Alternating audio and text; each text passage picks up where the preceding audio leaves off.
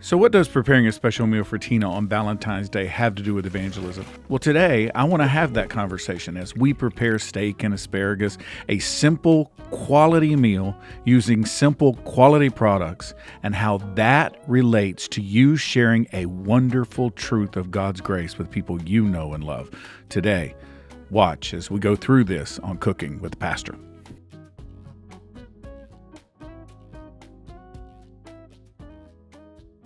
So what we're actually going to have for the meal tonight is we're going to have steak and we're going to have some veggies. It's a pretty simple meal. When you start with a good product, you don't have to add a lot to it. This actually, I know we're talking about steak, but that's why I'm in the ministry. You see, when I was younger, I was in sales. And what you had to do in sales is you had to create a need for your product and then convince somebody that your product was worth buying. When I went into the ministry, somebody asked me one time, you're a salesman, aren't you, as a pastor? And I went, yeah, I am. And I could tell the guy was a salesman. But my response to him was, listen, I'm a salesman, but there's a difference. I don't have to create a need for my product because the product that the church is pushing is the grace of Jesus Christ. Paul says it this way. He says, as scripture says, anyone who believes in him will never be put to shame. For there is, listen to what he says. This is first century Paul. For there is no difference between Jew and Gentile, the same Lord of all, and he richly blesses all who call on him. Everyone who calls on the name of the Lord will be saved. You know, this goes on, and this section of scripture ends with this phrase, how beautiful are the feet of those who bring the gospel of good news. You know, when you start with the right product, you don't have to do a lot to it. Too many people are trying to dress up the gospel and dress up the church and dress up Jesus and make him look like something else. No, you don't have to do that because what you got is what the world needs. What we're pushing is what the world needs anyway. It's like a good steak. I've got New York strip steaks here, and listen, I got the good stuff. When Tina and I order steak, our beef does not. I'm not knocking any grocery store, but our beef that we use at our house doesn't come from a grocery store. It comes from a farm in St. Mary's County where we know the farmer, we know who raised it, we know where that cow's from and what that cow ate. And that's what comes into our house, and we store it in our freezer. And then when it's time, I bring it out. So these steaks, this is the good stuff. And when you got the good stuff, quite frankly, all you need is a little bit of salt and pepper. So we're just gonna sprinkle salt on it, and then we're gonna put some pepper on it. And look, you probably need more salt than you think, but Tina doesn't like a lot of salt, and today's all about Tina. So we're not gonna put a ton of salt. Then we'll put pepper on the outside, and it just gets crusted on there. When we grill this, that salt and pepper is just gonna get in there, and it's just gonna be a wonderful thing. By the way, I'm not gonna trim the fat off of it either, because if you don't wanna eat that, you push it off to the side, but it gives flavor as you cook it. So I'm gonna leave that there. We'll just flip these over, and I gotta wash my hands, so hold on just a second. So I had to wash my hands because what you don't want to do is contaminate something that is really the right thing. By the way, that'll preach too. Because I gotta tell you, too many people, just to try to make the gospel sound better to them or sound better to society, they'll contaminate it by putting something in a place it doesn't belong. If I get the blood of this steak in this salt, I'm gonna have to throw the rest of the salt out. But look, the salt makes the steak better. You know, the Bible tells us that too. It says we need to be salt in the world. That preserves, it flavors, salt makes every food a little bit better. Put too much of it and it's awful. So if Christians think everybody ought to act just like them, the salt gets so salty you can't deal with it. But when salt is used properly, it does a tremendous, tremendous job of making the food just that much better.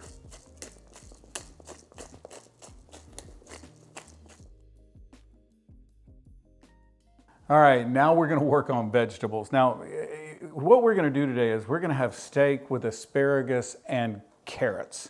Now, we're not going to have any carb, no starch today, no potato, nothing like that.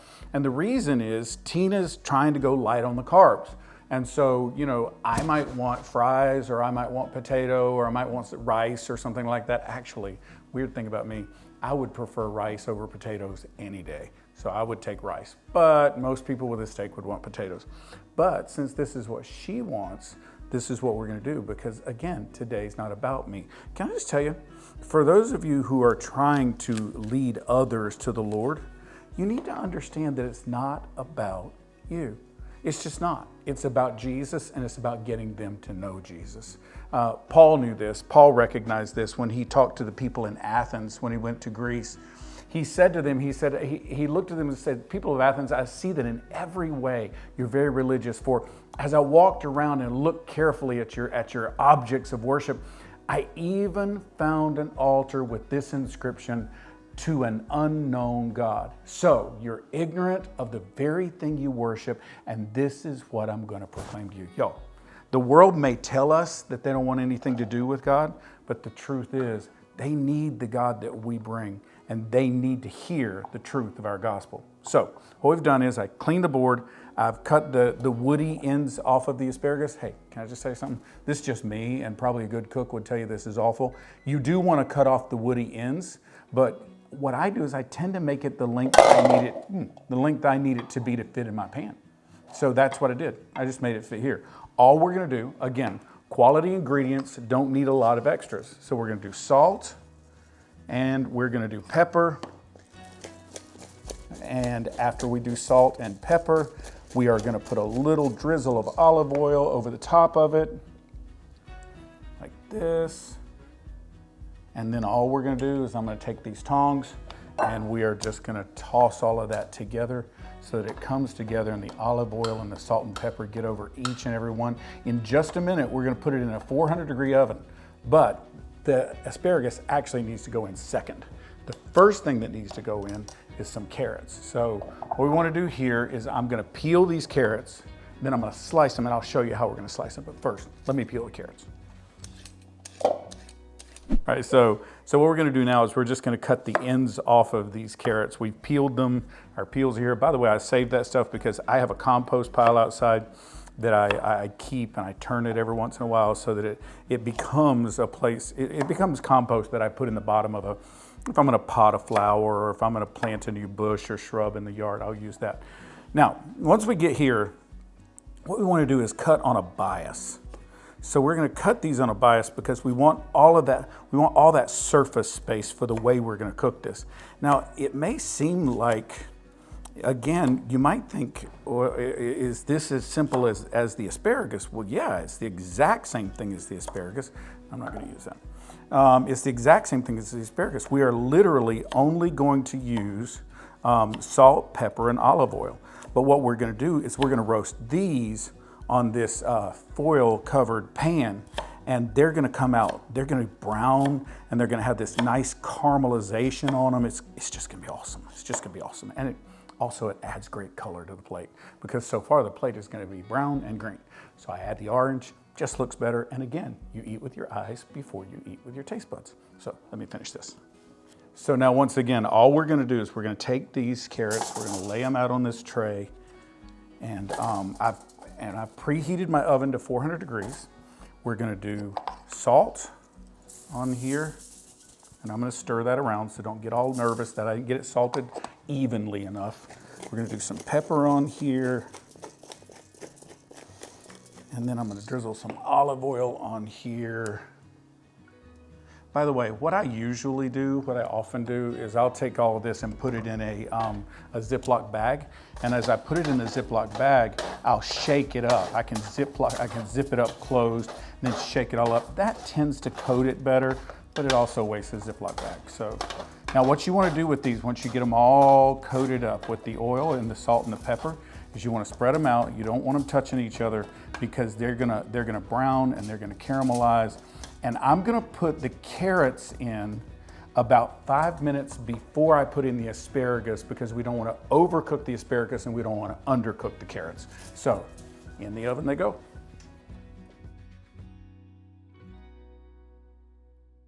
All right, now here's what we're gonna do now. We're gonna make something that is absolutely unnecessary, but awesome. So we're gonna make some homemade garlic butter. And what's gonna happen is we're gonna put that garlic butter onto the steaks. So I'm gonna melt a whole stick of butter. I don't need the whole stick of butter. but I can use this on other things later. So I know that some of you think like you hear something like garlic butter and you think to yourself, that's just really complicated. That'll be really hard to make. It's really not. And when you make it yourself, you get to control how much garlic you put in. You get to control how much flavor you put in it. Now, let me remind us, we are making a Valentine's Day meal. So here's the rule. If you're gonna make garlic butter for Valentine's Day for your spouse or for a date, the rule is very simple. If one person eats garlic, everybody eats garlic. That way you don't get one person going, oh, your breath smells bad. Because if everybody has it, everybody's breath smells bad. That way nobody's breath smells bad. Because let's be honest, if the whole world stunk, we'd think stank smell good. So we're gonna work on just everybody having the same thing. So I will put it on each steak, and that way we don't have anybody freaking out because of somebody's breath, all right? So here's my garlic. I've got my butter melting, and I've just got a garlic press here. So what I'm gonna do is put my garlic in the garlic press, and I might have to do this separately. And we'll try it. And we're just gonna mush it, and it's just gonna come out like that, and it's just gonna be minced right up in there into our butter. Now, as this cooks, as that butter begins to melt, it'll bring out the flavors of that garlic. So we'll add just a little bit of salt. We really don't need much. And then just a little bit of pepper. I don't know if you've noticed, but there's a theme with me. Everything gets salt and pepper. Virtually everything. I'll pepper things that people are like, why do you put pepper in that? But I like pepper. So this is a little bit of dried leaf parsley. And so we're gonna put that in. This will give it a little bit of flavor, but largely that's just gonna give it color. So let me grab a spoon here, and we'll just stir this up and get it going. Now, when we're done, when this is all cooked together, and I need to give it a few minutes so that garlic gets nice and softened up, and so it just incorporates with the butter. So that'll take us just a couple minutes. All right, now our garlic butter has boiled up. We've softened up the garlic a bit. So what we're gonna do is we're gonna put it in these little ramekins. And you just gotta make sure that you get the garlic in with the butter. Otherwise, you'll end up with one that has all kinds of garlic in it, one that has only butter. It will be flavored either way, but that chunkiness, that's just part of what's good. Because what we're gonna do is we're gonna put these in here, then we're gonna put them in the fridge and let them harden back up. And then when the steaks are done and those steaks are really nice and hot, we're gonna take one of these, it's all hardened up again. We're gonna flip that thing over on top of the steak, and the steak's gonna melt this down, and all of a sudden our steak, all that's on it is gonna be garlic butter, salt, and pepper, and I'm gonna tell you, it's gonna be awesome. So in Colossians, the Apostle Paul is writing, and he says, look, make every opportunity count. You know, you need to be careful when you encounter people. You need to season with salt and make things the best they can be anytime. Same thing with this dinner. I am outside, there's snow on the ground, but I'm gonna grill these steaks. Now, I know I could cook these steaks on a frying pan. I know I could do all that, but I'm gonna go above and beyond, and I'm gonna grill this in the wintertime. So, well, let me just say, I tend to grill in the wintertime anyway. So what we're gonna do is about 4.5, 5 minutes on each side, right here on a screaming hot grill. So we get that sizzle once it goes on, and we're gonna close it, and we're gonna let it sit here for 4 or 5 minutes. I'm not gonna flip it more than once on each side. So 4 to 5 minutes, in 4 minutes, I'm gonna open it, see what it looks like. If it looks right, I'm gonna go ahead and flip it one time, let it sit for another 3 minutes, see what it looks like, and then we should be ready to eat.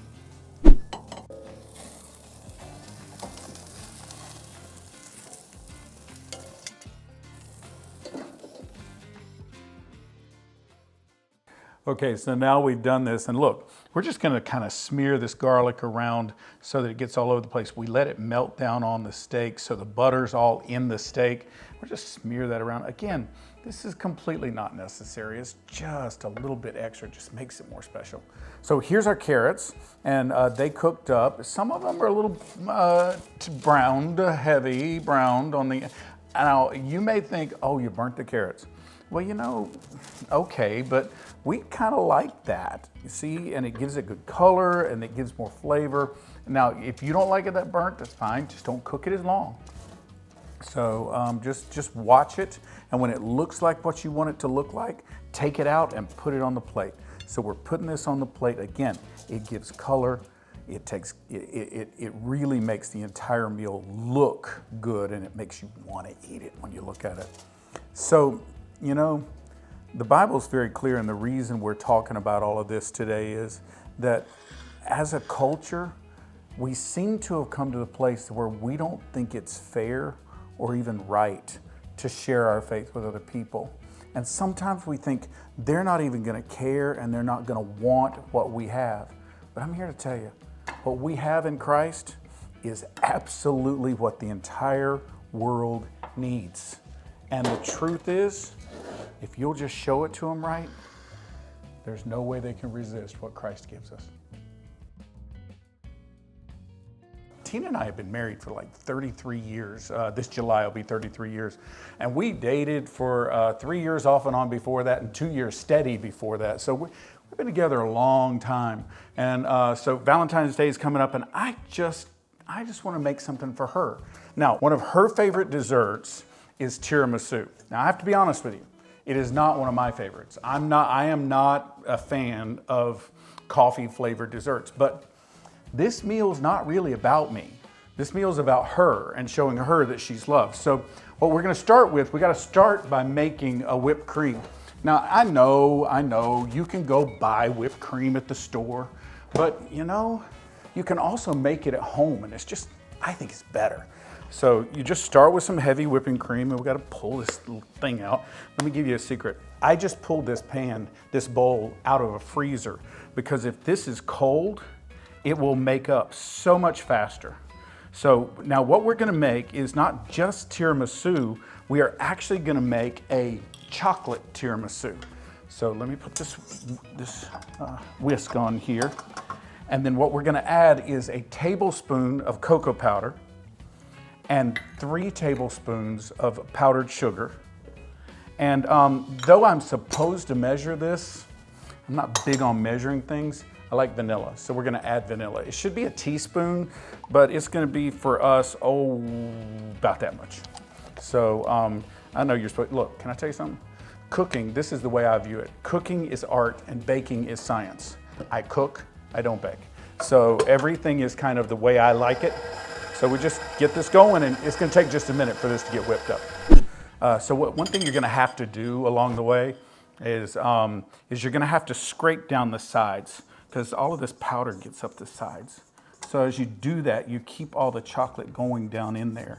So if you don't do that, you're gonna end up with these funky little edges on your whipped cream, and you really don't want that.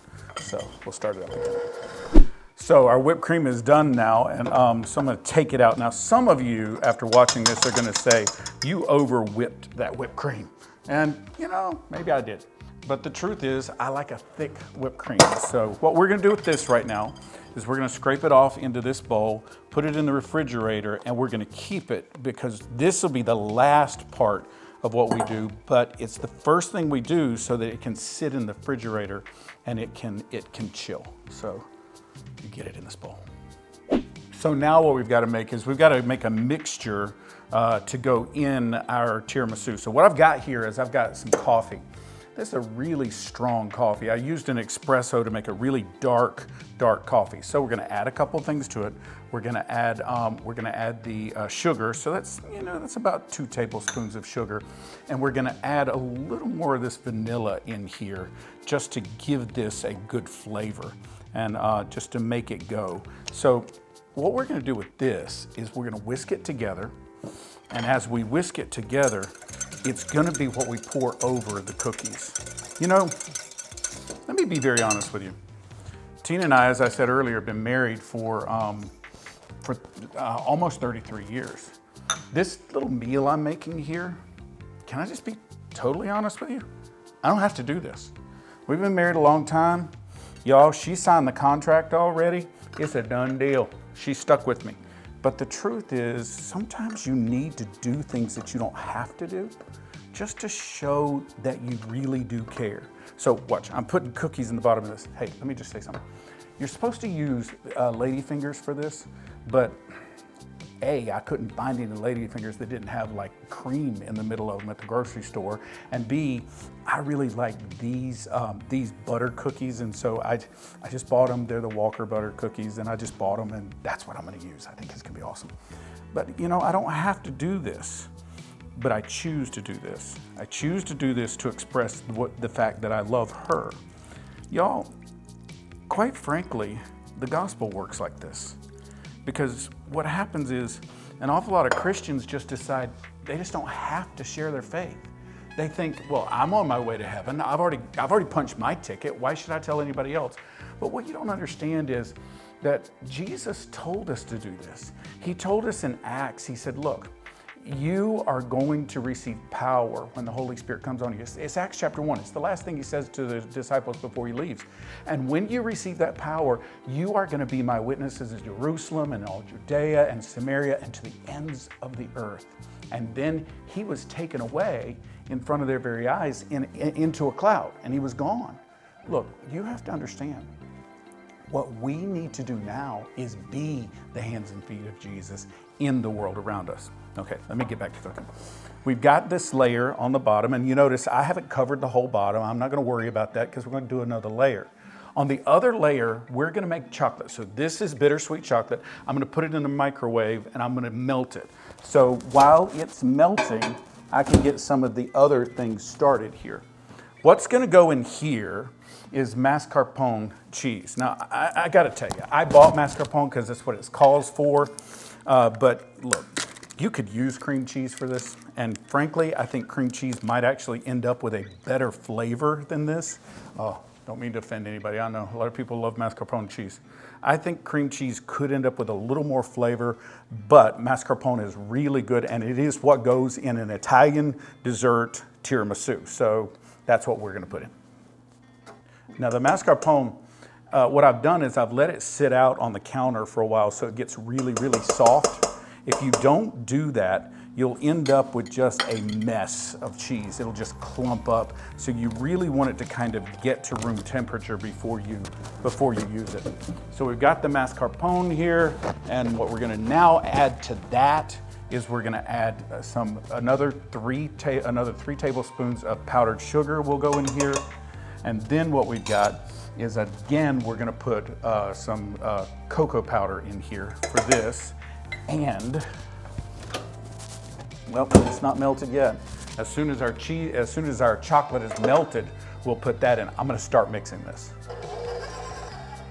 All right, so again, we're gonna scrape down the sides, and we've got to add in our melted chocolate. Hopefully it's melted by now. Let me double check it over there.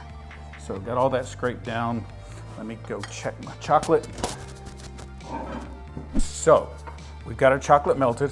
We're just gonna scrape this out, and we're gonna pour it into here. And this is just gonna give it such a chocolatey edge to it. Now, I gotta tell you, most recipes will tell you at this point to use this material like it is now. But for me, it's clumpy, and I don't like it being that thick. So I made a little extra of this. I'm gonna pour just a little bit of this into here, and then we're gonna start that up again. So now we've got that to a nice, smooth texture. I'm gonna put this in the sink. Now we've got that to a nice, smooth texture. So we'll pop it loose. And what you wanna do with this is we've soaked down these cookies. So what we want to do, and this is a little difficult to get done, is we want to take this mixture, and you see we've got it rather smooth, and it moves well now, and we just want to put it here as a layer on top of these cookies. And what that's going to do over time is it's just going to soak down into those cookies. It's going to soak up that coffee mixture that's on the bottom. By the way, that coffee mixture, the way we made it, is a normal way to make it. You can also add, if you want to, some Kahlua to that. We didn't do that here, but you could. And honestly, it's pretty traditional to have some type of coffee liqueur inside of tiramisu. So that's all up to you. You know, how do you feel about that? What's your preferences on that? So once we get that in there, and once again, I'm going to carry this over the sink. Once we get that in there, we're going to take the rest of these cookies and we're just going to put them across here like this. My mom, when I was a kid, would make what she called chocolate eclair. When I got older and I had a real chocolate eclair, I didn't think it was right because she would make chocolate eclairs kind of this way. She'd take graham crackers and she would put chocolate icing on them and then spread like a pudding across it and then chocolate icing on top of that. And that's what I thought a chocolate eclair was. Oh my, I've got a cookie left.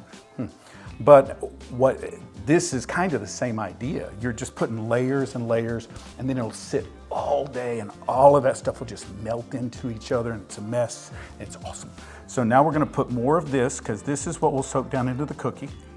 So just more of because what we're after is we want that cookie to completely soften up. Now I'm not gonna end up using all of this because again, I made a little extra. So let me get the whipped cream. So once you get the whipped cream back out that we made earlier, and we bring it over here, and I need to go clean up my spatula and I'll be right back. So now we take our whipped cream and we're gonna put that just right here and just cover the whole thing up. So, now you say, how are you and Tina gonna eat all of that? We're not. But obviously you realize I'm not at home by myself. There's a crew here shooting this and they are gonna help us take care of this.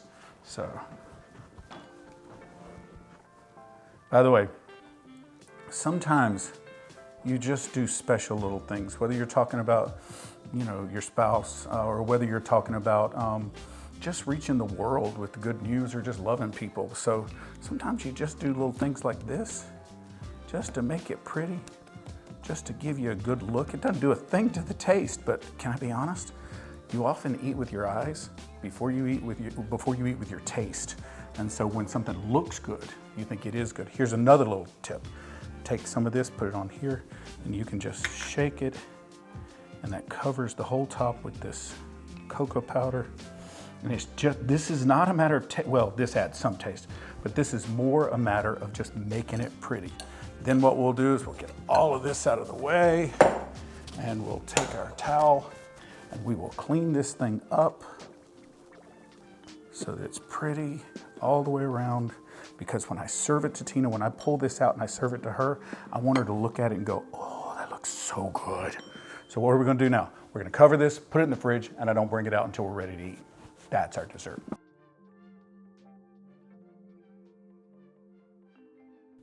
So the Apostle Peter says to us in 1 Peter 4, 7 and 8, the end of all things is near. Man, it feels like that sometimes in our lives. Therefore be alert and of sober mind so that you may pray. And then verse 8 says, above all, love each other deeply, because love covers over a multitude of sins. Love deep enough to cover a multitude of sins. This is the key to building us and sustaining any relationship.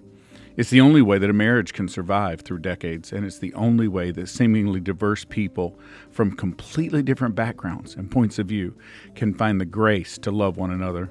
Our love for God enables us to find a love that covers sins, wrongs, and hurts. Trust me, 33 years of marriage comes with plenty of hurt, but love covers that. Loving God so that I can love my spouse can take us from this to this. Society works the same way. Loving God so that I can love my neighbor can take us from this to this. This Valentine's Day, let's make the choice to love God, love our spouse, and love people. That way, we can actually work to change society. Happy Valentine's Day.